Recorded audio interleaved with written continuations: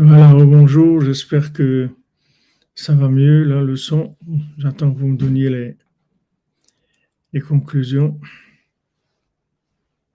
Bezrat Hashem.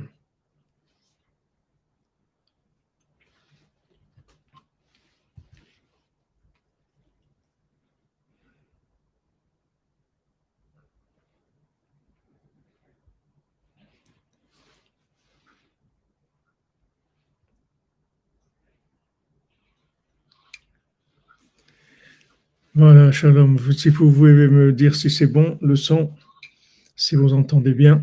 Voilà, Shalom. Si vous pouvez me dire si c'est bon, le son, si vous entendez bien. Voilà, Shalom. Si vous pouvez. Ça a l'air d'aller, non?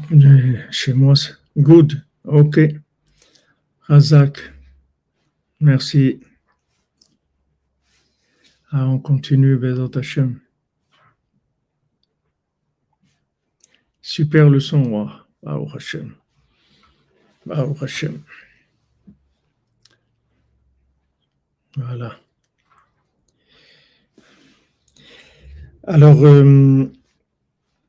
maintenant, on avait vu que pour arriver à approfondir la Torah, il faut que, arriver à cette idbonenout dans la Torah, il nous faut il faut que le cerveau lui-même il marche bien, et ce qui abîme le cerveau, c'est la tavat niouf, c'est la perversion au niveau de la recherche la recherche dans les plaisirs charnels de façon interdite.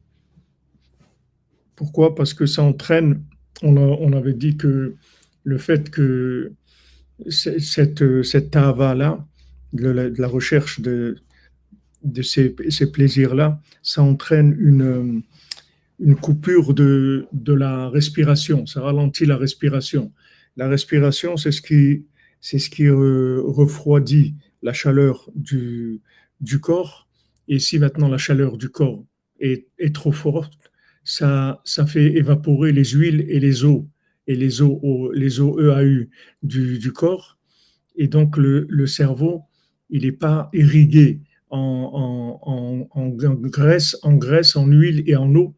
Et à ce moment-là, le cerveau, il commence à être perturbé, ou bien même ça peut amener, chas de shalom, à la folie. Donc Sarah Benou aussi nous parle de ce fonctionnement du cerveau de façon parallèle à tous les tikkunim qu'il a donnés de comment arriver à cette idbonenout. Donc il y a tous les tikkunim, toutes l'évolution, comment arriver à l'idbonenout, avec la richesse, avec la longévité, avec la crainte, et aussi parallèlement le fonctionnement du cerveau qui est de faire attention que le cerveau ne se dessèche pas.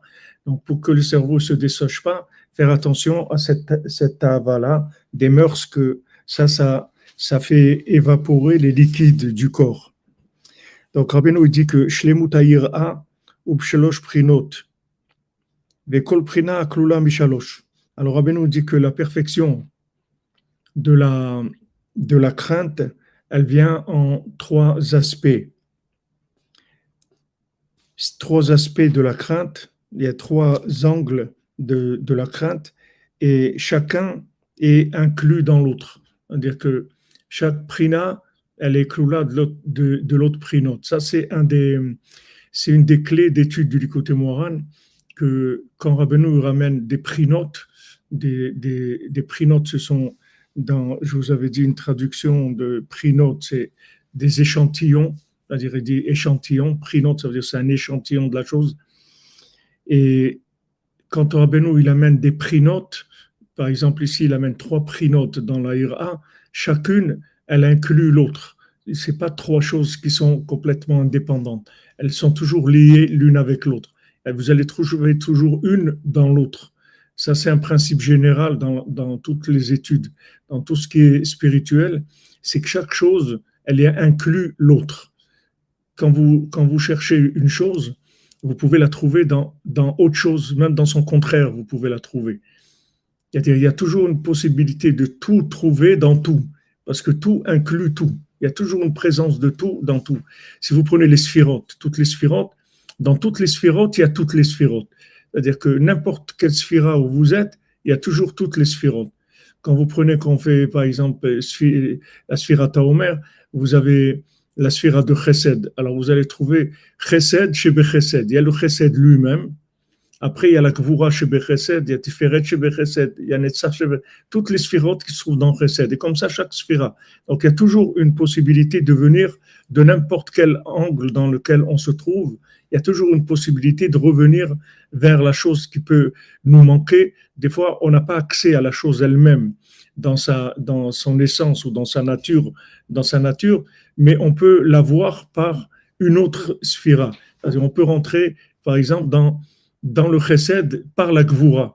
Quelqu'un qui est complètement à côté du chesed, il peut pas s'approcher du chesed, il peut trouver le chesed dans la gvura même, ça lui permet de reconstruire. Voilà, chaque élément du tout contient le tout. Razak, Vincent, merci. Alors, il y a Mura Shamaim, chez Alidé Idbonenut Begdulat Aborit Bara, Bechokmato, Binato, Vedaato. Maintenant, il y a la crainte d'Hachem, qui est l'approfondissement de la réflexion dans la grandeur d'Hachem, dans sa sagesse, dans sa bina et dans son da'at. C'est-à-dire, dans réfléchir avec la chokhma, la bina et le da'at. La chokhma, c'est d'apprendre des choses. Chokhma, c'est Rachid dit, Mashelomed miacherim, ce qu'on apprend de l'extérieur. Bina, c'est ce qu'on déduit de ce qu'on a appris de l'extérieur. Et da'at, c'est le roi HaKodesh, le souffle divin. Alors maintenant, il faut que ces trois mochin-là, qui sont Chechuma, Bina et Da'at, ils soient pleins de crainte d'Hachem. C'est-à-dire, il faut que la crainte d'Hachem, elle rentre dans ces trois formes d'esprit, que ce soit dans apprendre ce qu'on ne sait pas, déduire de ce qu'on sait, et le Ruach HaKodesh. Le Ruach HaKodesh, c'est le Da'at, c'est la conscience qui vient de la connexion de la connaissance avec la réalité. Aprina Shnia Morerabach chez Aliede Alimut chez Mekabel Ma'arav. Maintenant, le deuxième aspect de la crainte, c'est d'avoir la crainte du maître, que la crainte du maître, elle vient par ce qu'on apprend du maître. Vetzarich lamshicha bechol sholosh chelka limud. Et il faut attirer la crainte dans les trois parts. Il y a trois parties dans l'étude qui sont Raïta, Tilta, comme c'est écrit dans le Talmud, dans Shabbat, que la Torah, elle est donnée sur trois angles. Aprina Shlishit, maintenant le troisième aspect, qui est More Abbaem, la crainte des parents. Tsarich le'amshicha beprinat bait vahon nachalat avot. Il faut l'amener dans le principe qui est écrit dans Michelet, Bait vahon nachalat avot. La maison et la richesse, ça vient de l'héritage des parents. Donc Rabbeinu, il amène des références par rapport au fait que ces trois aspects de la crainte, chacun, il se présente sous trois aspects aussi.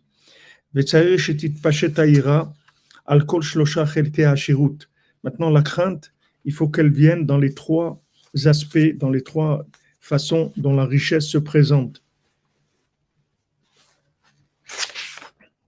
Shehem Nachalat Avot, qui est l'héritage des parents. Beprinat Leolam Yashlish Adam et Ma'otav. Comme la Gemara elle dit, le Talmud dit, il faut que quelqu'un toujours, il ait sa richesse, son argent, il faut qu'il ait toujours dans trois, il faut qu'il investisse dans trois choses l'argent. Quand quelqu'un a de l'argent, il faut que cet argent il soit dans trois choses en même temps. Il faut que Shlish Bekarka, un tiers, il faut qu'il le mette dans des biens immobiliers, qu'il achète de la terre, qu'il achète quelque chose qui est de la terre. Shlish Beprakmatia, un tiers, il fait du commerce. Ve'u Shlish Tachatiado, et un tiers qu'il est en espèces. Donc il faut avoir un côté acheter de la terre, de l'immobilier, un tiers faire du commerce et un tiers avoir de l'argent disponible. Ça, c'est ramené dans le Talmud, dans Baba Metzia. Alors, Rabbeinu rapporte que dans toute la Torah, le mot fois aussi dans la Torah. On voit que par rapport à ce que Rabbeinu nous dit, que trois aspects de la richesse, il y a aussi dans toute la Torah, si vous prenez les 5 livres de la Torah, le mot richesse, il est amené 3 fois seulement.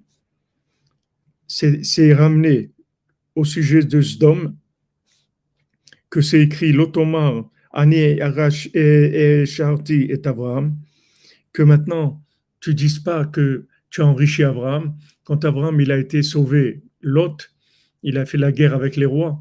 Alors après, ils ont voulu, ceux qui ont gagné, ils ont voulu payer Abraham Avinu, ils ont voulu lui donner un tribut de guerre. Il a dit, je ne veux pas de cet argent-là, je ne veux pas que vous disiez que c'est vous qui avez enrichi Abraham Avinu. Donc, je ne veux pas prendre de cet argent. Ok, ça, c'est le mot Hashirut, une des 3 fois. Vetzel Rachel Velea. Maintenant, au sujet de Rachel et Léa, c'est écrit Kikol Haosher Asher Itzil Elokim. Quand Yaakov il a dit à Rachel et Léa, quand ils se sont sauvés, alors Yaakov il leur a expliqué pourquoi il était obligé de se sauver de Lavan et tout, parce qu'il avait peur de lui, etc. Alors elles lui ont dit tu as très bien fait, et de toute façon, toute la richesse qu'on a pu prendre de notre père, elle est à nous le banenu, c'est pour nous et nos enfants.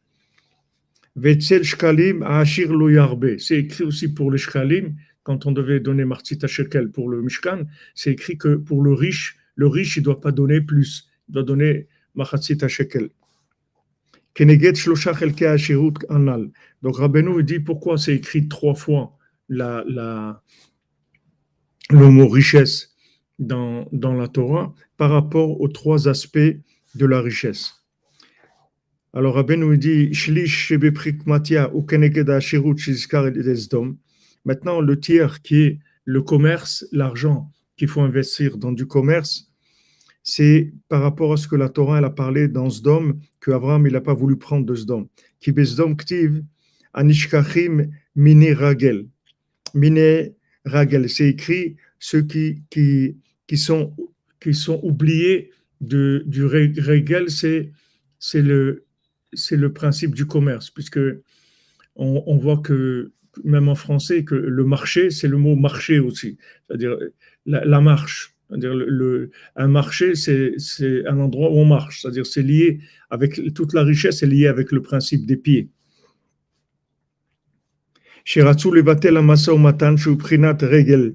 Donc ils ont voulu à Sdom annuler le commerce qui est le principe de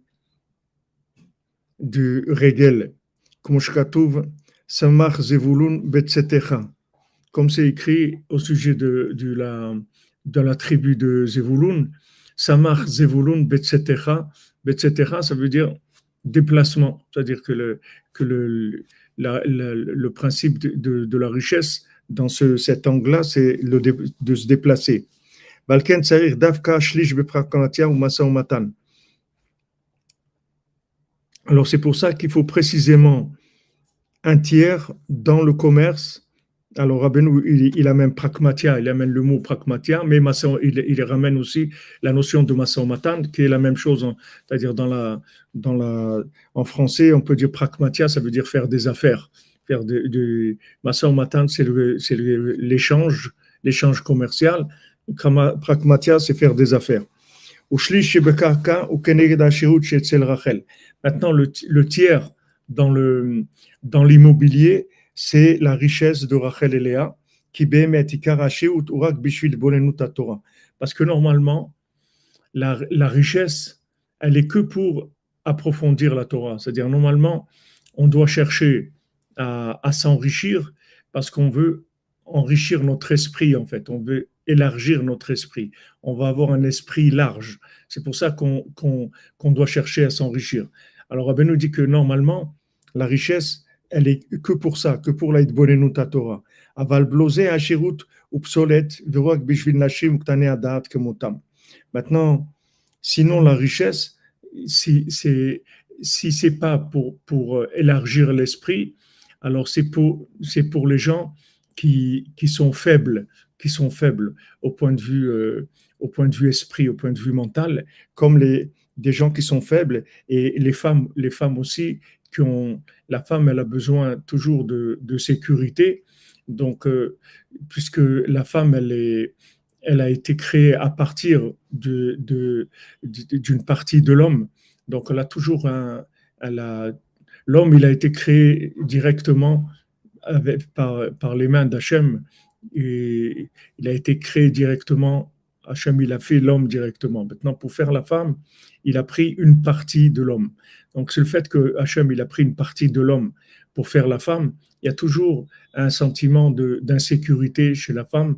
Il y a toujours un sentiment de dépendance et d'insécurité.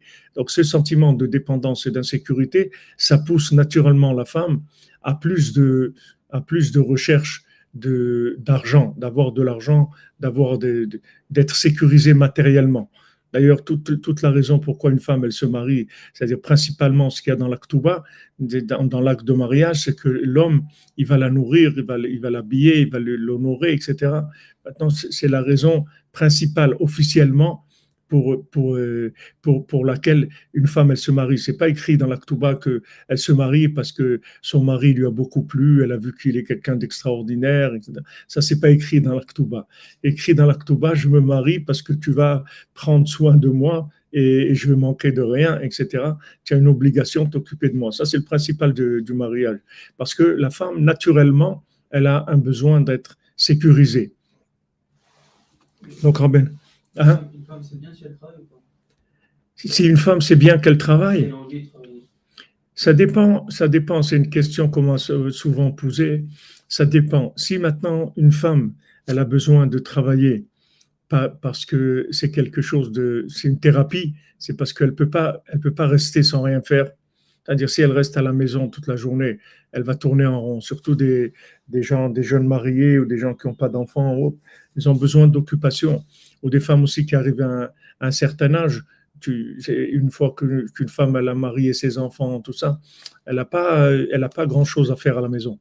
C'est-à-dire, si elle a pas développé quelque chose, une forme de rapport avec Hachem dans la prière, ou elle n'a pas un système dans lequel elle évolue, tu vois que les femmes vont chercher à aider ou faire des choses, si Hachem, ils ont des petits-enfants, des enfants et tout, ils ont de quoi faire. Mais sinon, la femme, si c'est maintenant une thérapie, c'est parce qu'elle a besoin de ça, alors il n'y a pas de problème. Mais pour la parnassa elle-même, la parnassa, elle ne doit pas venir de la femme. La parnassa, elle doit venir de l'homme. Et si maintenant la femme, elle travaille, c'est mieux que l'homme ne touche pas cet argent-là, qu'il lui laisse comme argent de poche à elle, c'est-à-dire qu'elle fasse ce qu'elle veut avec cet argent. C'est mieux que ce ne soit pas ça. Et les gens qui font que leur femme, elle travaille, des fois des femmes qui ont des enfants et qui sont très occupées, mais aussi elles travaillent. Et le mari lui-même, il ne travaille pas, ça c'est déjà de l'inversion. Il faut, basique, une femme, elle n'a pas besoin de travailler. Une femme, elle n'a pas besoin. C'est-à-dire que si maintenant, par exemple, un homme, il travaille, il gagne 5 000 euros par mois, et sa femme, elle travaille, il gagne 3 000 euros par mois. Si elle ne travaillait pas, le mari gagnerait 8 000 euros par mois. La parnassa, elle est pour la maison. Je veux dire que maintenant, s'ils ont envie de partager, que chacun y travaille, mais le résultat, c'est le même. C'est-à-dire, en fin de compte, c'est la même chose. Il y a pas plus. Ils vont pas gagner plus parce que la femme, elle travaille. Mais des fois, une femme, elle a besoin de s'occuper. Elle ne peut pas rester sans rien faire.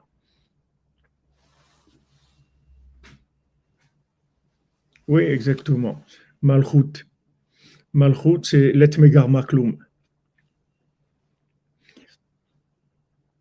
Mordechai ben Juliette. Refoua shlema bezat Hashem. Je l'ajoute tout de suite.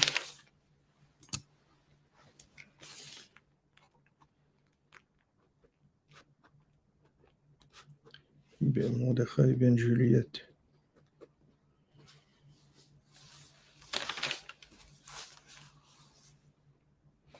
La lessive, c'est pas rien, non, Madame Célestin. La lessive, c'est important. C'est du travail. S'occuper de la maison, c'est du travail, ça c'est sûr. Ici, on ne parle pas du travail lui-même, on parle du rapport avec, c'est-à-dire, c'est pas la siba, c'est-à-dire ce que quelqu'un fait ou fait pas, c'est le rapport avec l'argent. le rapport avec l'argent, le rapport avec le shefa. וזה שאמרו רחל ולאה, כי כל העושר, elles ont dit Rachel et Léa à Yaakov que en fait toute la richesse elle est pour nous les enfants, c'est-à-dire c'est pas pour la Hitbonenut dans la Torah, c'est pour nous et nos enfants. C'est-à-dire que elles lui ont dit la richesse, c'est pour la richesse qui est une richesse de pouvoir, comme c'est pour la femme et les enfants, c'est tout. C'est la femme et les enfants, c'est-à-dire les enfants, ils sont insécurisés aussi, ils ont besoin de sécurité, donc il y a besoin de l'argent pour les enfants, et pour la femme aussi qui a besoin d'être sécurisée, elle a besoin d'argent. Mais elles lui ont dit, c'est pas l'argent, c'est pas pour l'Aïtbonenut à Torah, c'est pour la femme et les enfants. C'est pour ça l'argent. Donc toute personne quand un homme il travaille et il donne la parnassa à sa femme, à ses enfants. En fait, il met les choses à leur place parce que l'argent qui est l'argent de parnassa, c'est-à-dire pour manger, s'habiller, payer la maison, tout ce qui est parnassa, c'est-à-dire ce qu'on a besoin pour fonctionner, ça c'est de l'argent féminin, c'est pas de l'argent masculin. L'argent masculin, c'est uniquement pour l'approfondissement de la Torah. C'est tout. Mais l'argent de base, c'est quand vous prenez de l'argent, qui est de l'argent de malchoute, de pouvoir, c'est que féminin, c'est pas masculin. L'argent masculin, c'est pour juste approfondir la Torah. C'est pas pour acheter des choses. C'est juste pour avoir un esprit plus large, c'est tout.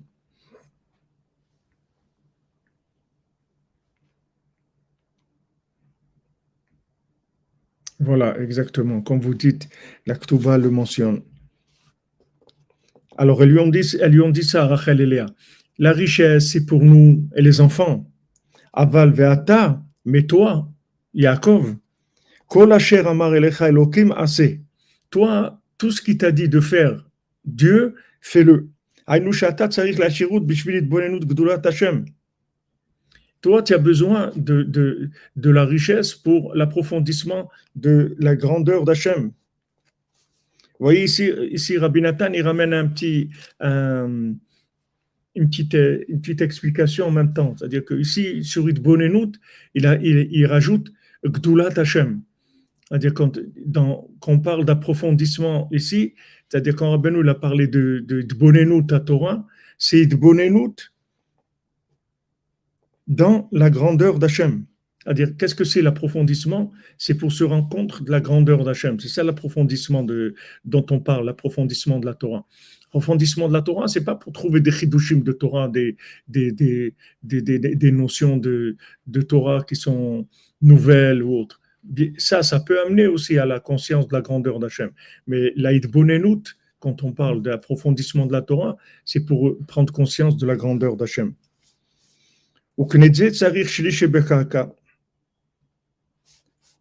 Et par rapport à ça, on a besoin d'un tiers dans l'immobilier. Donc on voit bien que Rachel et Léa, vous voyez le niveau qu'elles avaient, elles savaient exactement le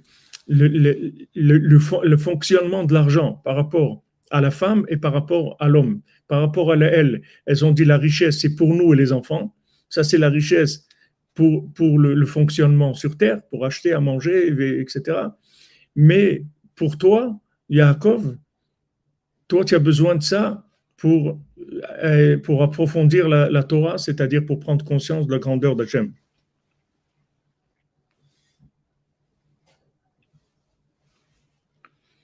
Oui, merci Madame Elbaz. C'est pas moi. Moi, je vous dis ce que Rabbi Nathan, ce que Rabbeinu dit.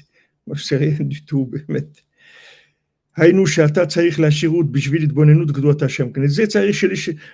Donc, par rapport à ça, on a besoin de aussi un tiers de l'argent dans l'immobilier.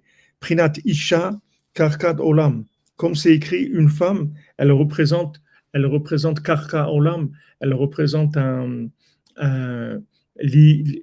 Karka Olam, c'est la terre éternelle, si on veut traduire ça. Ça s'est ramené dans le Talmud, dans Sanhedrin. Ushlish beyado ukeneged hashirut shenizkar etzel shkalim. Maintenant, un tiers en espèces, c'est-à-dire en espèces ou de l'argent disponible, c'est ce qui est rapporté par rapport au shkalim. Shene marsham lechaper al nafshotechem, comme c'est écrit pour expier, pour kapara pour vos âmes, c'est-à-dire expier les fautes de vos âmes. Prinat asher beyado nefesh kol chai veruach kol basar ish, comme c'est écrit, entre les mains d'Hachem se trouve toute vie et tout souffle d'être humain. C'est-à-dire que le principe du tiers, du tiers qui est les shkalim, c'est-à-dire que le principe de l'argent de l'argent liquide ou disponible, de l'argent disponible qui n'est pas ni dans qui n'est pas investi ni dans le commerce ni dans les biens immobiliers, cet argent qui est disponible, c'est le principe des shkalim, où les shkalim, c'est pour être mechaper sur l'âme, c'est-à-dire amener le pardon, l'expiation des fautes.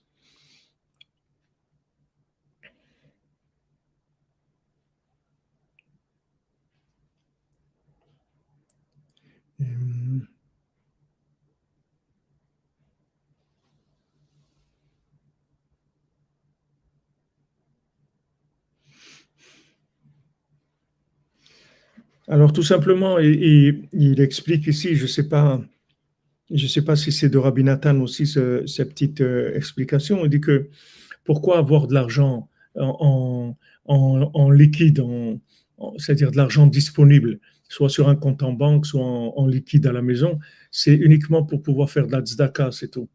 Parce que sinon, qu'est-ce que tu as besoin d'avoir? On ne parle pas de l'argent pour acheter à manger. Ça, cet argent-là, c'est de l'argent féminin. On parle de l'argent masculin. Pourquoi maintenant tu vas avoir des espèces? Si maintenant tu as de l'argent, alors soit tu fais du commerce avec, soit tu achètes des biens immobiliers. Pourquoi tu as de l'argent? Tu as besoin d'argent pour pouvoir te donner à tzedaka. C'est pour ça qu'il faut que tu aies des disponibilités en liquide. En fait, tout l'argent liquide qu'il y a dans le monde, c'est pour faire de la tzedaka. Vous voyez que c'est le contraire de ce qu'il y a dans le monde. Que le liquide, en général, c'est pas pour faire de la tzedaka de ce qu'il y a dans le monde. C'est pour faire les affaires les plus louches et les plus bizarres qu'il y a dans le monde. Mais le liquide, c'est fait pour ça. C'est pour pouvoir donner, en fait, pour pouvoir faire de la tzedaka avec. Sinon, il y a aucune raison. C'est-à-dire que quelqu'un qui a de l'argent, pourquoi il n'investit pas? Qu'est-ce qu'il fait avec son argent? Stam d'avoir de l'argent à la banque, qu'est-ce qu'il fait avec? Il faut le faire fructifier, l'argent, normalement.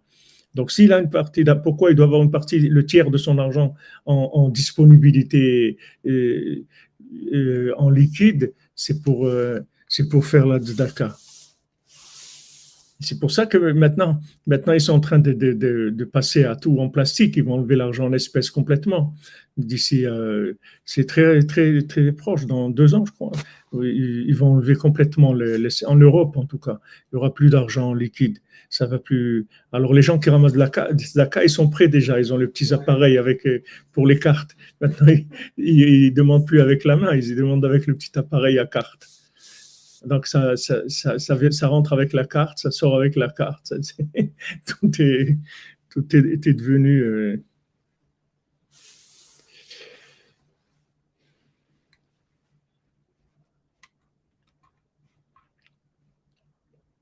Est-ce que les économies, c'est un manque d'émouna?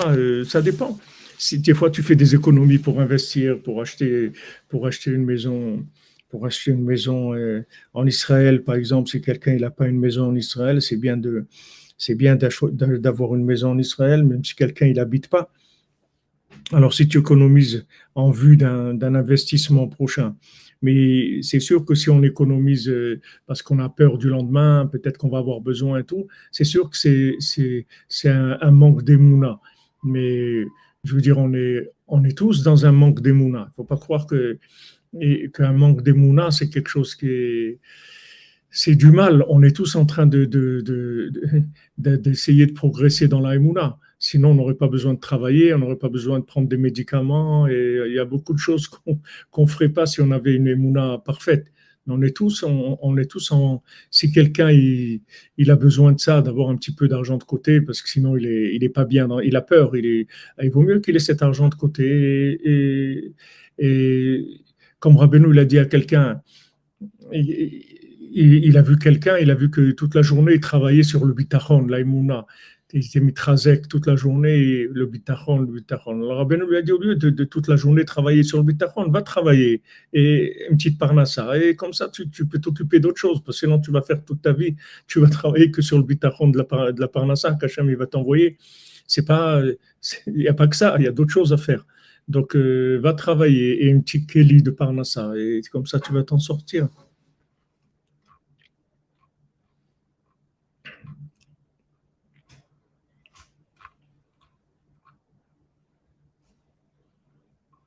Oui, ça c'est sûr que leur intention à eux. Oui, Yaakov Chetrit, j'ai dit au début, hein, au début du cours, j'ai dit Zivug Hagoun, Bezat Hashem, pour toute la coordonnerie, Bezat Hashem.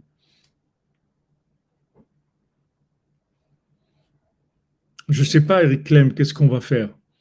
Mais ça, c'est la question, cette question-là, vous pouvez l'avoir pour tout dans la vie. On continue, Yaakov Chetrit. On continue, on prie et on continue, on ne s'arrête pas. Eux, ils veulent nous contrôler, mais ils ne savent pas que Hachem, il les contrôle à eux aussi.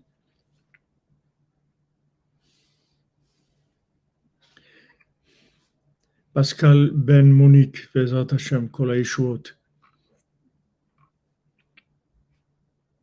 Thomas André Ben Nancy Sarah, Bat Hélène, Odette. Alors attendez, je vais noter parce que je note dans mon calepin des noms.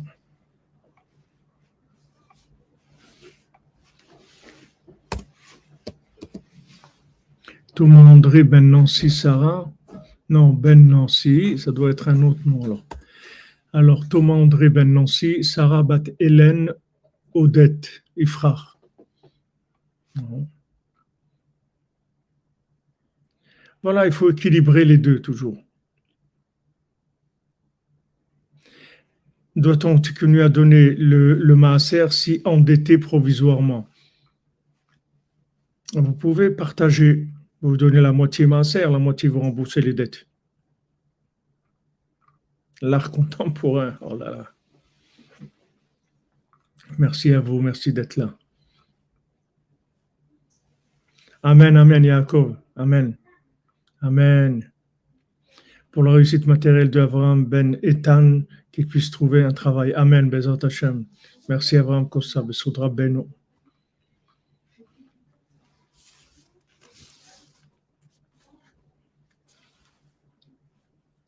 Donc, où est-ce qu'on en est? Ok. Donc voilà, ça on a fait maintenant ce passage-là sur les trois aspects de l'argent, comment ça se présente. Rabbi Nathan dit donc on a vu que maintenant la crainte, elle se révèle par la bkida d'akarot, c'est-à-dire les femmes qui étaient stériles et qui vont avoir des enfants. Parce que plus de femmes ont des enfants, parce qu'on a vu bkida d'akarot, c'est pas que des femmes qui étaient stériles, même des femmes qui ont eu déjà des enfants mais qui n'arrivent pas à en avoir encore. Le fait juste d'avoir des enfants, ça s'appelle révélation de la crainte d'Hachem.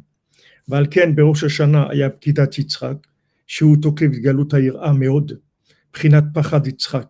C'est pour ça que à Rosh Hashanah, il y a eu la naissance de Yitzhak, que Yitzhak c'est la révélation de la crainte dans sa plus grande puissance, sa plus grande intensité, comme c'est écrit pachad Yitzhak, comme Yaakov dit. Le pachad de mon père Yitzhak, c'est-à-dire Yitzhak, il représente la crainte, c'est de l'essence même de crainte, Yitzhak. Quand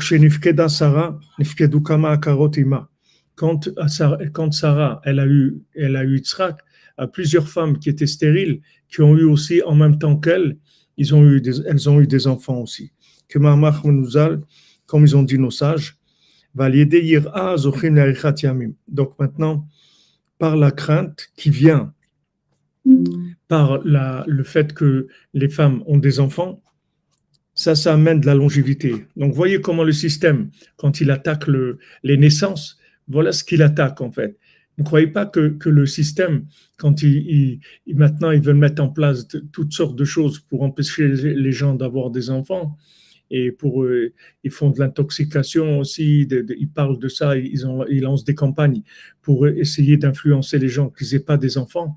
En fait, c'est pas les enfants qui visent, ils visent la révélation de la crainte d'Hachem, c'est ça qu'ils veulent empêcher. Parce que chaque naissance, c'est une révélation de la crainte d'Hachem dans le monde. Donc, eux, c'est cette chose-là qu'ils veulent atteindre. Alors maintenant, quand il y a révélation de la crainte, il y a la longévité, c'est-à-dire que le temps, il s'allonge, c'est-à-dire qu'il y a le principe du zaken, c'est-à-dire zekana chokma, qu'on a vu du zaken de Gdusha, c'est-à-dire du mendiant aveugle. Du mendiant aveugle, il vient du principe de la crainte. Balken amra Sarah, qui a latiben lizkunav.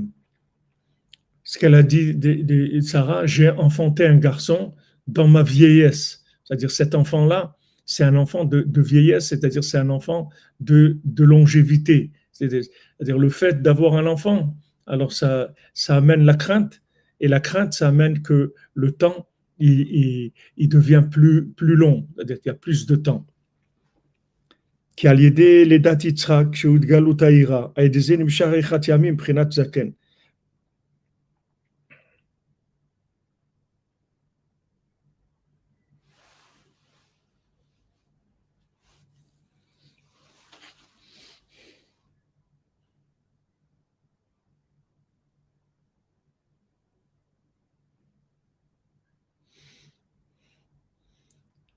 Donc, on voit comment elles sont liées les trois choses, la naissance d'Israël, la crainte et la longévité dans le temps.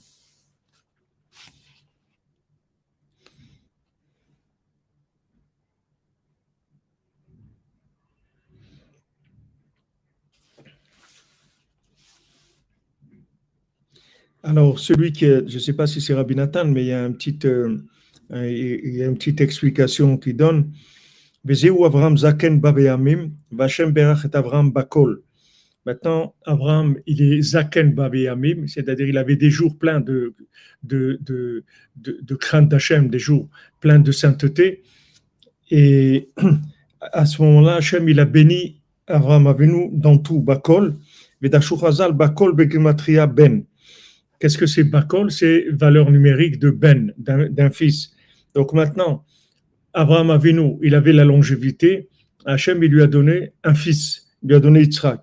Qui a l'idée chez Becho Beben, Azé, Shutokefit Galut Aïra, parce que maintenant, le fait qu'Hachem, il lui a fait une bénédiction, qu'il ait eu un fils, ça même, ça fait une révélation de la crainte. Comme on a dit que la naissance amène une révélation de la crainte. Zachal et Prinat Zaken, il a été zoré de Zaken, c'est-à-dire il a mérité d'avoir de la longévité dans le temps parce qu'il a eu un fils qui a révélé la crainte.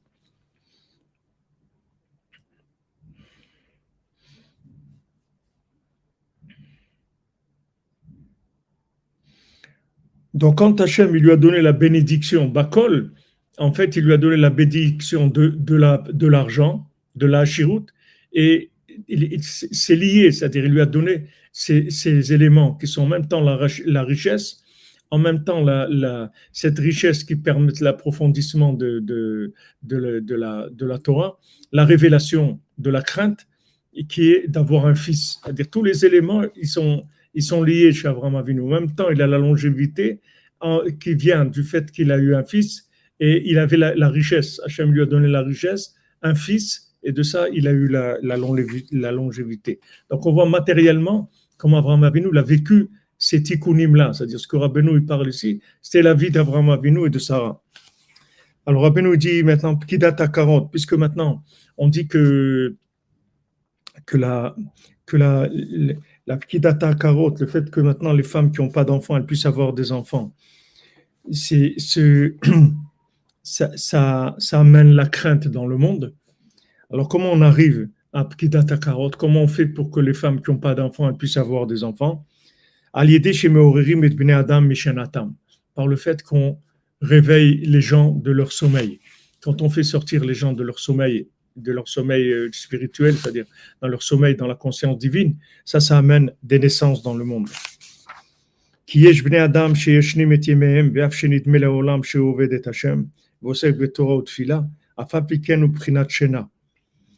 Parce qu'il y a des gens qui dorment, malgré que le monde a l'impression que ces gens-là, ils servent Hachem, c'est-à-dire ils étudient la Torah, ils prient, malgré ça, tout ce qu'ils font, c'est dans un système de sommeil. C'est-à-dire, en fait, ils font tout ça, mais ils sont inconscients, ils dorment.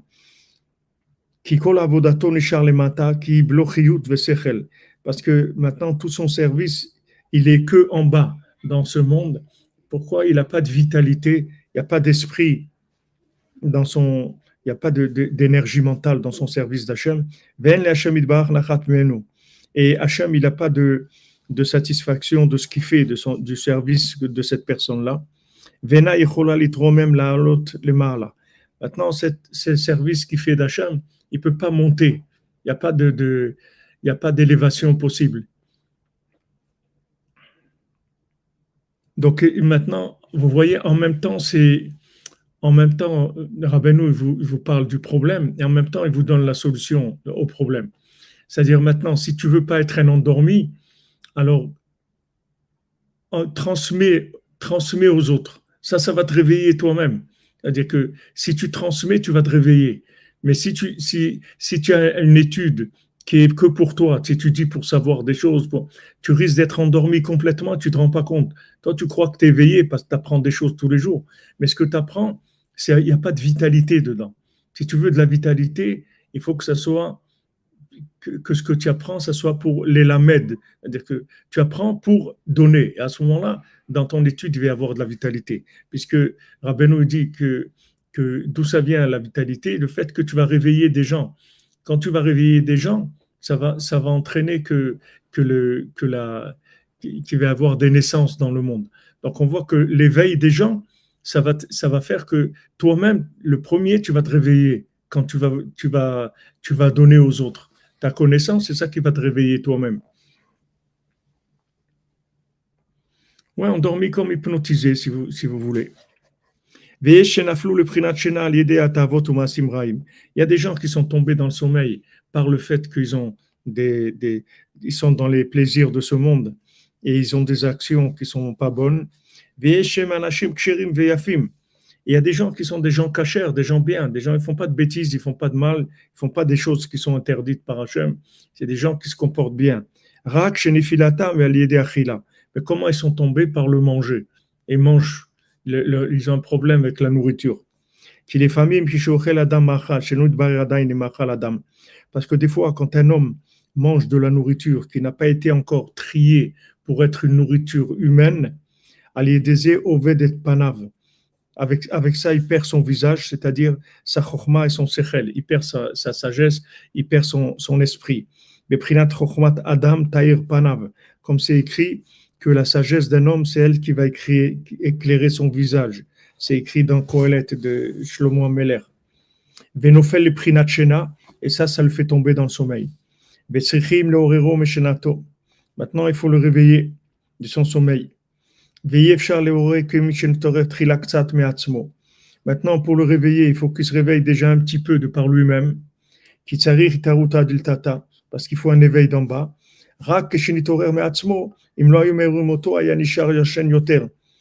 Maintenant, si quand il se réveille de par lui-même, si on le prenait pas en main maintenant, alors il aurait continué à dormir après. C'est-à-dire que son éveil, c'est pas un éveil qui va rester longtemps. Il va s'éveiller un petit peu à un moment.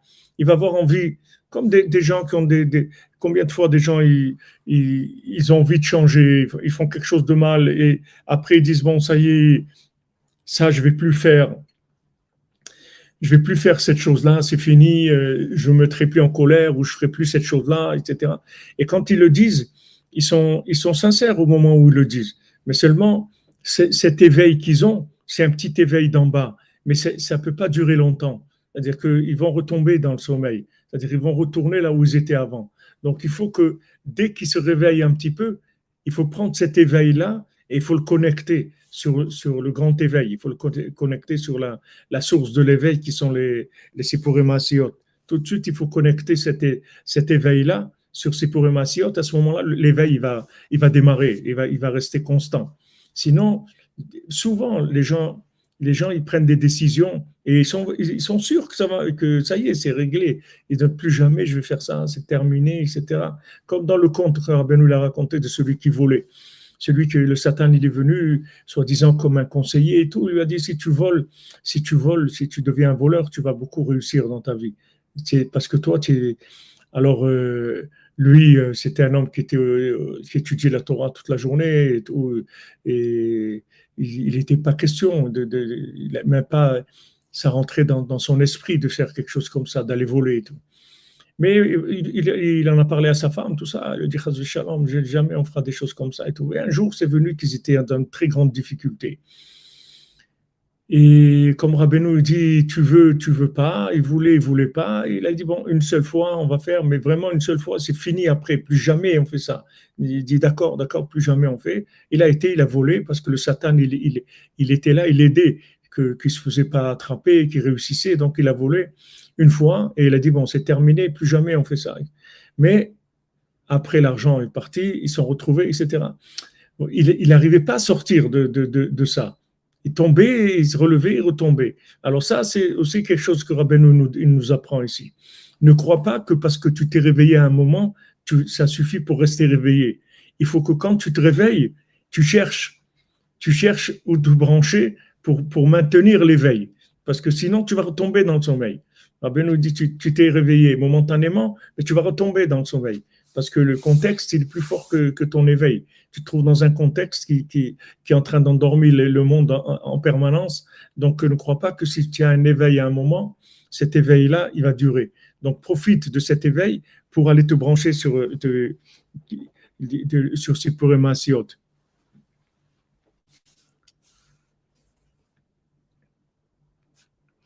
Donc, Rabbeinu te dit, Alken tekev keshinitorer tzrichim laarot lo panav labish lo et apani besipurim asiyot. C'est-à-dire tout de suite, quand il se réveille, il faut lui donner un visage, c'est-à-dire il faut lui redonner sa façon de voir la vie par rapport aux 70 facettes de la Torah. Et ça, on va le faire avec les sipurim asiyot. Regardez comment c'est important de diffuser le Sipurim Asiyot. Regardez comment c'est important. Parce qu'en fait, les gens, même des gens qui ont de la conscience d'Hachem, des gens qui veulent faire tchouva, ils retombent, les gens. Ils se réveillent et retombent. Ils se réveillent et ils se retombent. Ils retombent et ça les rend malades, les gens, de ça. Parce qu'ils pensent que ça y est, ils sont sortis d'un problème. Tac, ils retombent. Combien de gens, moi, je suis en contact avec combien de gens qui me disent ça, me disent, mais Rabbi Frère, j'arrive pas. Il y a des choses que ça y est, je pensais que c'était terminé, ça y est, je retombe. Mais les Sipurim Asiyot, ça te permet de maintenir l'éveil, c'est-à-dire de rendre l'éveil continu, stable, qui s'installe. Cet éveil-là, en fait, c'est plus un éveil après. Après, ça devient un concept de la vie. Et quand c'est un concept de la vie, ça y est, tu es sauvé, c'est fini. Quand tu as changé la conception des choses, ça y est, tu ne vas plus retomber. Là, tu ne retombes plus, c'est fini.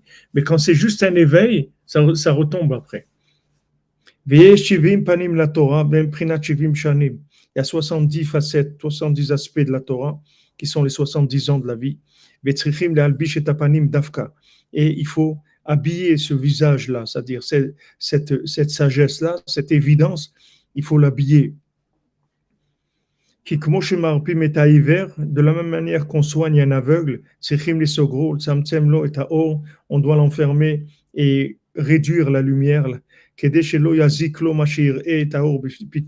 pour pas qu'il soit abîmé, c'est-à-dire que ça lui fasse du mal de voir la lumière de façon soudaine. Parce que le fait qu'il était dans l'obscurité et qu'il est pendant tellement longtemps, quand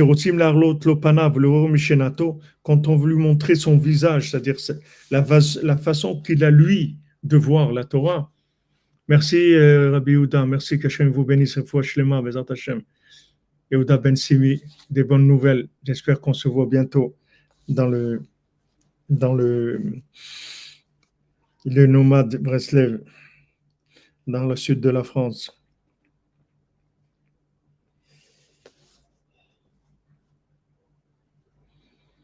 Donc maintenant la personne, même la personne qui a un éveil, l'éveil, c'est pas encore la vraie, sa vraie vision des choses. Sa vraie vision des choses, on va lui donner avec le Sipuré Massiot. Lui, il a eu un éveil. Cet éveil-là, c'est pas une prise de conscience qui vient de son concept de la vie. Il y a un éveil, il y a des gens qui s'éveillent, mais ils restent pareils. Mais ils s'éveillent. Ils sont éveillés, mais ils sont comme ils étaient. Eux, ils n'ont pas changé.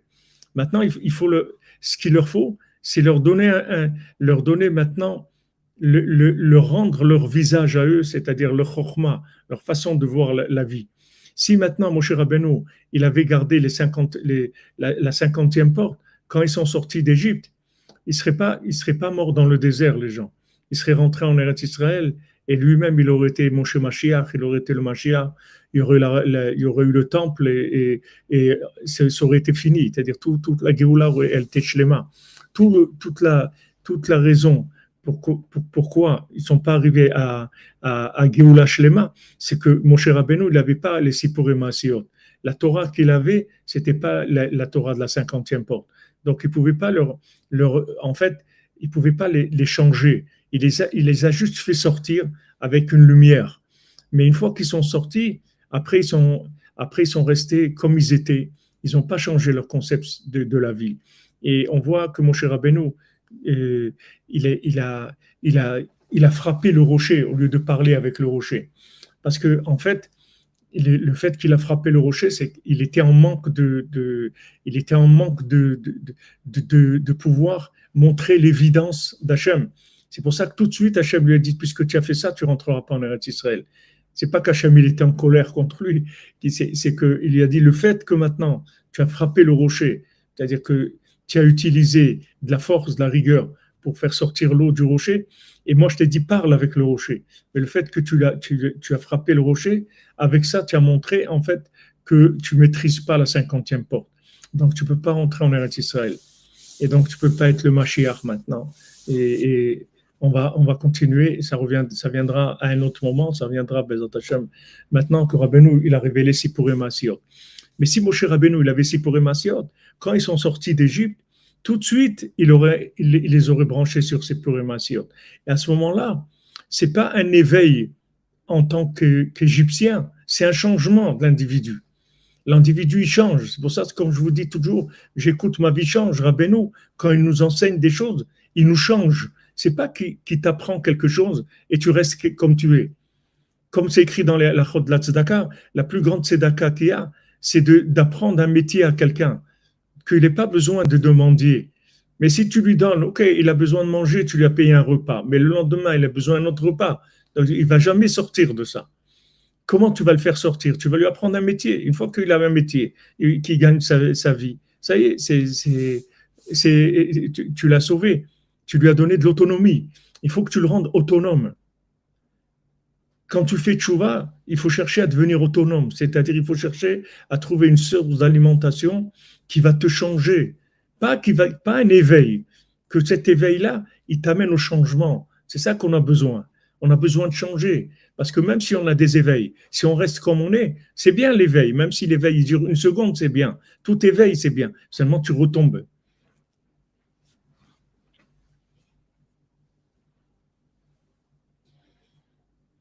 Voilà, comme vous dites, Pénélope, il a manipulé, il n'a pas prié, c'est-à-dire il a pas utilisé la parole. Il n'a pas utilisé la parole, c'est-à-dire pour transmettre comme on l'a vu comme on l'a vu dans cette Torah, que, que quel est le signe de quelqu'un qui est endormi, qui est dans le coma, qui dort, c'est qu'il ne sait pas parler. C'est ça être endormi. C'est qu'il ne sait pas s'exprimer en fait, il ne sait pas parler. Parce que si quelqu'un il sait parler, il a tout. Il ne sait pas parler. Donc maintenant, pourquoi il ne sait pas parler? Parce qu'il n'écoute pas. Qu'est-ce qu'il n'écoute pas? Il n'écoute pas Sipurei Maasiot. S'il écoute Sipurei Maasiot, il va commencer à parler. En fait, comme Rabbi nous dit qu'avec les Sippurim Maasiyot, une femme elle peut avoir des enfants, parce que les Sippurim Maasiyot, ça va t'apprendre à parler. Et parler, ça veut dire que tu vas naître. Tu vas naître avec la parole. Nafshi yatsa bedabero, mon âme, elle va sortir avec la parole. Si tu apprends pas à parler, tu vas pas naître. Tu es dans tu es dans un embryon de toi-même, mais t'es pas né, t'es pas sorti encore dans le monde. T'es encore dans tu te prépares à exister, mais tu n'existes pas encore. Donc, c'est sorti d'Égypte, c'était pas une vraie naissance. C'était, comme Rabbi nous dit, Mazmil le Me'eve, c'est une préparation à l'existence. Mais dès qu'ils sont sortis d'Égypte, il fallait tout de suite Sipporim Maasiyot. À ce moment-là, ils auraient changé. Ils auraient changé, ils seraient rentrés en Eretz Israël. Mais comme il n'y avait pas Sipporim Maasiyot, ils sont restés avec le réveil. C'est bien beau. Ils sont éveillés, ils sont engagés, ils sont sortis et tout. Après, ils se sont retrouvés comme ils étaient en Égypte. Ils ont commencé des languissements. Ils ont commencé Radio Nostalgie, wow, l'Égypte, les trucs, etc. On était bien là-bas, on avait comment. Regardez où ils sont arrivés. Quelqu'un qui était esclave, ils avaient de la nostalgie de l'Égypte parce que en fait, ils avaient plus de vitalité en Égypte que quand ils sont sortis d'Égypte. Parce que quand ils étaient en Égypte, ils étaient dans leur endroit, là où ils étaient, même si c'était de la clipa ou n'importe quoi. Mais ils s'arrangeaient là-bas, ils vivaient là-bas. Ils avaient une vie, même si ça ne s'appelle pas une vie, mais ils avaient une vie. Mais là, ils étaient ni là, ni là. Ni ils sont arrivés en Eretz Israël, ni ils étaient en Égypte. C'était des Juifs du désert. Et c'était très, très difficile. Ça a été quelque chose d'extrêmement amer. Extrêmement amer. Même la manne, même tout ça, ça ne leur disait rien du tout. Parce qu'ils n'avaient pas le visage pour vivre ça. Ils n'avaient pas le visage. Tu donnes quelque chose à quelqu'un qui est endormi. Et comment tu veux qu'il apprécie ça? Tu fais du bien, tu donnes des choses extraordinaires à quelqu'un qui dort. Il ne peut pas être conscient de ce que tu lui as donné parce qu'il dort. Il n'est pas conscient. Tout ce que tu lui donnes, c'est virtuel, c'est imaginaire, ça ne rentre pas dans de la réalité. Ce qu'il faut, c'est le réveiller. Maintenant, quand tu vas le réveiller, quand lui s'éveille un petit peu, il a qu'Hachem, il a pitié de lui, qu'il a un petit éveil, tout de suite, il faut le brancher sur les comptes. À ce moment-là, tu vas lui montrer une vision de la vie qui va changer. La personne, elle va changer. Elle va plus voir la vie de la même manière. À ce moment-là, c'est terminé. Ça y est, il est sauvé. C'est ça, sauver quelqu'un. C'est pas lui donner un petit boost que momentanément il va faire comme ça et après il redevient comme il était avant. Mais il t'a rien fait parce que le principal c'est le service après-vente, c'est pas l'éveil. L'éveil, ok, il y a eu l'éveil, c'est bien, mais la personne elle va retomber. Il faut que la personne elle change. Il faut un enseignement qui change la personne, pas juste qui l'éveille. Parce que juste qu'il éveille, après la personne, même si elle s'engage, elle va être amère après. Parce que cette lumière de l'éveil, elle va partir. Elle va pas rester avec lui tout le temps. Donc après, elle est amère, la personne. Elle est pas bien dans sa peau. Parce que elle a plus cette lumière qu'elle avait. Maintenant, la seule manière d'entretenir cette lumière, c'est même pas, on n'entretient même pas la lumière, on change la personne complètement. C'est-à-dire que ce qui la faisait tomber ou être là où elle était, le fait qu'elle était en Égypte, c'est un concept de la vie, l'Égypte. Une fois que maintenant tu lui as changé le concept de la vie, il va sortir tout seul d'Égypte. Tu n'as même pas besoin de le faire sortir. Tout de suite, il s'en va. Parce que ça devient quelqu'un d'autre, c'est tout. Voilà, comme vous dites, un nouveau référentiel avec du émet. C'est-à-dire qu'il faut une nouvelle vision de la vie. C'est ça qu'il faut chercher. Il faut changer. C'est pas apprendre des choses.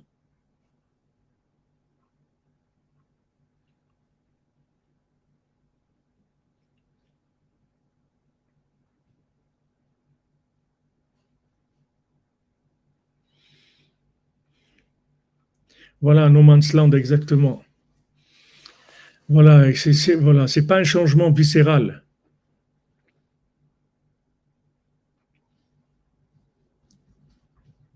Voilà, ils sont exactement.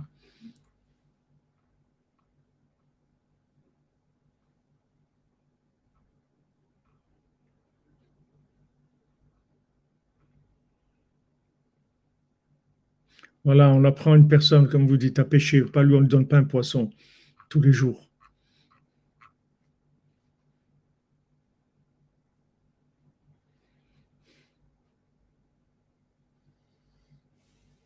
Amen, amen, Bezat Hashem, Bezat Hashem. Qu'on soit zoché, qu'on soit zoché. Donc, vous voyez l'importance des contes, c'est-à-dire de faire connaître les contes au monde, parce que les gens, ils ont besoin d'un changement, d'un changement véritable. Même dans la politique et tout, combien de gens ils ont proposé des changements, même si on dit que c'est des gens sérieux, disons on les accrédite, on dit que c'est pas des roublards ou des menteurs, disons que même s'ils sont sérieux, et à un moment, ils veulent changer le monde, ils veulent changer les choses et tout, ils viennent au pouvoir, ils veulent changer des choses, mais ils ne savent pas que cet éveil qu'ils ont, c'est un éveil momentané. Il faut une méthode de changement, pas d'éveil. L'éveil, c'est bien, mais ce qu'il faut viser, c'est le changement. Il faut changer. Maintenant, tu peux changer que si tu te réveilles profondément. Comment réveiller profondément? C'est que on te rend ton visage. En fait, tu as perdu ton visage. C'est-à-dire, ton visage, ça veut dire que tu as perdu ta chorma, tu as perdu ta sagesse, tu as perdu ton concept de la vie qui vient de ton âme. Tu l'as perdu. Donc, tu vis comme un animal dans le monde, en fait. Tu as un esprit de fonctionnement, mais tu vis comme un animal, tu vis pas comme un être humain. Un être humain, c'est quelqu'un qui parle. Quelqu'un qui parle, ça veut dire qu'il a une âme. Il a une âme. Cette âme, cette alma, elle lui permet de voir la vie comme Hachem, il veut que tu la vois, comme Dieu, il veut que tu la vois. Pas une vie de cinéma, une vie interactive, une vie imaginaire. La parole, ça va t'éveiller complètement. Celui qui a appris à parler, en fait, c'est un éveillé, c'est fini. Tu ne peux plus le ramener en arrière, c'est terminé. Il ne va plus jamais retomber. Même s'il tombe, c'est pas il retourne pas où il était avant. Même s'il tombe, c'est des baisses d'intensité, mais c'est pas, il retourne plus en Égypte. Il a des baisses, des montées, des descentes, mais à l'intérieur toujours, dans sa façon de voir les choses. Il n'est pas toujours en train de dire je vais partir, comme des gens qui sont en Israël, toujours il y a des qui disent tout bon, ça y est, je vais partir, je peux plus ici, etc. Il y a des gens, ils n'ont pas cette question, ne vient pas, ils sont là, ils s'arrangent avec ce qu'il y a, c'est tout. Il y a plus c'est des points de non-retour. Il faut avoir le visage, notre visage, il faut retrouver notre visage, c'est-à-dire notre vision des choses, qui est la vision exacte par rapport à notre âme. Et ça, c'est Sipuré Maasiot qui va te donner ça. Sipuré Maasiot, c'est la Torah de la 50e porte, c'est elle qui va te donner la vision exacte des choses. Une fois que tu as Sipuré Maasiot, tu t'appelles un éveillé mamash, qui vit en éveil. C'est ce qui t'appelle la vitalité, l'esprit, la vitalité, l'esprit. Parce que les gens, ils vivent pas avec de la vitalité. Les gens, ils vivent avec de la connaissance, mais pas avec de la vitalité. Ils apprennent des choses, ils vivent des choses en interactif, mais pas une vitalité de l'âme. Il faut une vitalité de l'âme. Et c'est pour émotion, ça réveille le plus profond de la personne. Donc, Bezat Hashem, on avance. Hashem Rabbeinu nous envoie tous les jours des cadeaux. Ashrenu Matofrel Kenu. Excellent après-midi à tous et à toutes, Bezat Hashem. On n'est que des bonnes nouvelles.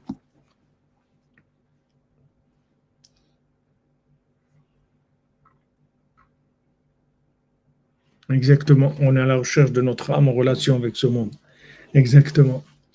אשרנו מה טוב חלקנו ומנעים ג'ור עלינו אשרנו מה טוב חלקנו ומנעים ג'ור עלינו אשרנו מה טוב חלקנו ומנעים ג'ור עלינו אשרנו מה טוב חלקנו מנעים ג'ור עלינו אשרנו מה טוב חלקנו מנעים ג'ור עלינו אשרנו מה טוב חלקנו מנעים ג'ור עלינו אשרנו מה טוב חלקנו ومنايم جوغلنو واشغنو مدف الجنو ومنايم جوغلنو واشغنو مدف الجنو ومنايم جوغلنو واشغنو مدف الجنو ومنايم جوغلنو واشغنو مدف الجنو ومنايم جوغلنو واشغنو مدف الجنو ومنايم جوغلنو. Bon après-midi, on se retrouve Bezat Hashem à 4 heures pour Sipuré Maasiot, Bezat Hashem.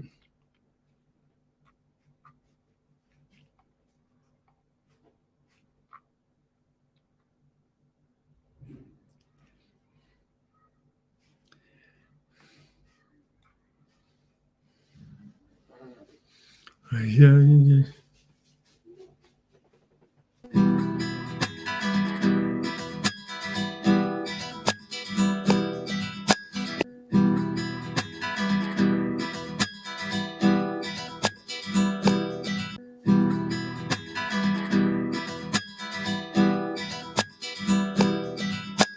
Très chers amis, nous avons une très belle nouvelle à vous annoncer. Les youtubeurs randonneurs Breslevers sont en chemin vers chez vous. Nous allons tous nous retrouver autour du feu de Rabbeinu. Très chers amis, soyez prêts, nous sommes en chemin vers vous.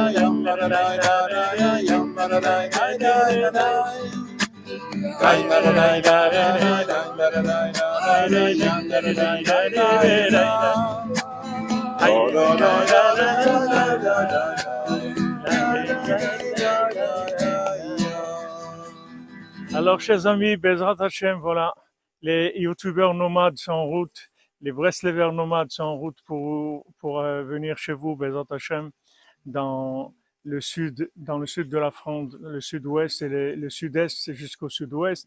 On va commencer, Bezrat Hashem, de Nice à Bordeaux, toutes les villes qui se trouvent là. Voilà, vous êtes invités à nous inviter, ceux qui veulent qu'on soit là, Bezrat Hashem, on va être là avec plaisir pour parler d'Hachem, pour parler de Rabbeinu, et pour parler de vous, pour parler de nous, pour parler du monde, Bezrat Hashem. Et les paroles de Rabbeinu, elles vont éclairer Bezrat Hashem. Rabbeinu voulait qu'on aille et qu'on parle dans tous les endroits. Alors Bezrat Hashem, on est très heureux de pouvoir le faire, et on a la bénédiction, la bracha du Rav Yitzhak Besançon, qui nous encourage beaucoup pour cette entreprise merveilleuse qui est venue par initiative divine, mettre sur le Tzion de Rabbeinu. Alors voilà, on attend vos retours, vous nous contactez, contact@breslev.fr, et on arrive, Bezrat Hashem, Besimcha. À très bientôt. Shalom.